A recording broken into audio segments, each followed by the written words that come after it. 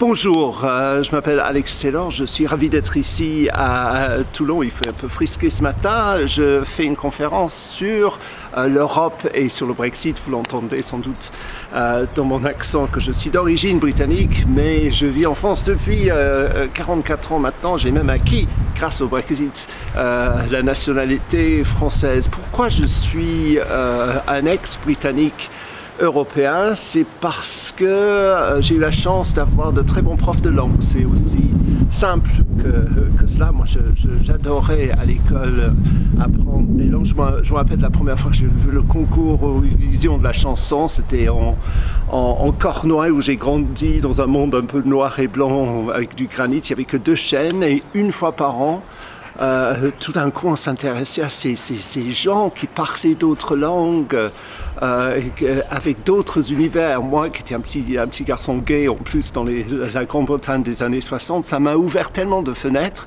Je pense que le petit garçon que j'étais a compris instinctivement que les langues, c'était sa façon d'ouvrir des portes, d'aller vivre ailleurs. Donc je suis venu en France avec un petit sac à dos en 1978 en disant plaît-il à tout le monde parce que je pensais que c'était comme ça qu'il fallait parler. Ensuite j'ai vécu toute ma vie dans un pays qui n'est pas le mien, dans une langue qui n'est pas la mienne. Je vous raconte cette histoire parce que le thème d'aujourd'hui c'est l'Europe, comment faire l'Europe. Eh bien il faut faire l'Europe pas avec des grandes idées politiques et des institutions, il faut faire l'Europe avec des Européens. Moi je suis un Européen.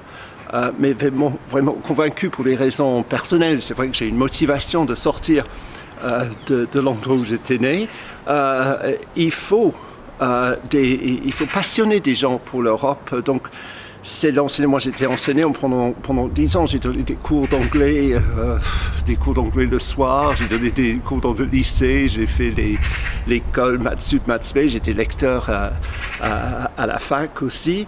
Et il faut passionner pour les langues. J'ai fait un rapport il y a 5 ans sur l'enseignement des langues en France pour M. Blanquer. On est allé un peu comparer l'enseignement des langues en Europe par rapport à la France. Parce qu'il y a un problème en France. Il y a un problème en France, c'est l'enseignement des langues.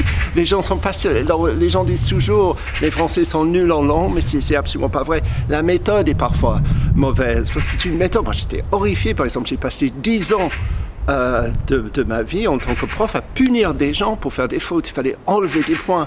C'est le total contraire de ce qu'il faut faire si on veut que quelqu'un se passionne pour une langue. C'est pas du tout ce qu'on fait avec les bébés. Vous avez peut-être un enfant, dès que cet enfant commence à dire quelques mots, vous lui dites pas « Ben non, c'est mal prononcé », vous dites « Ben oui, c'est génial ». Et pourtant, on fait tout à fait le contraire quand on apprend des langues étrangères en France. On enlève des points. On dit non, c'est pas comme ça. La phrase que j'entends le plus souvent depuis que je suis en France, à part My Taylor is Rich, que je me tape tous les jours, c'est « je n'oserais jamais parler anglais devant toi ». De peur de faire des fautes. Eh bien, c'est pas la même chose dans tous les autres pays. Moi, on m'a jamais tapé sur... Je fais des fautes, j'en ai sans doute fait déjà. Mais il faut se lancer. Donc, il faut que ce soit un truc plaisir. Et si c'est un truc plaisir, les gens se passionnent pour les langues. Les gens se passionnent de manière plus générale pour d'autres cultures, pour d'autres genres. C'est ça, le fait de former de jeunes Européens. J'y crois beaucoup plus comme démarche que d'enseigner les grands principes de l'Europe, parce que quelque part tout le monde s'en fiche, mais aussi c'est important par les temps qui courent, parce que nos solutions sont forcément continentales. Quand vous regardez les grands enjeux du monde aujourd'hui, comment croire que la Lituanie, que la Belgique, j'ose même dire l'Allemagne ou la France, on règle ces problèmes face à ces énormes blocs et face à la guerre, etc. Je sais que l'Europe n'est pas parfaite. J'ai passé 20 ans à critiquer un peu les institutions européennes, parce que je faisais plein d'émissions à Strasbourg et à Bruxelles. Mon rôle était plutôt de dire ce qui n'allait pas en Europe.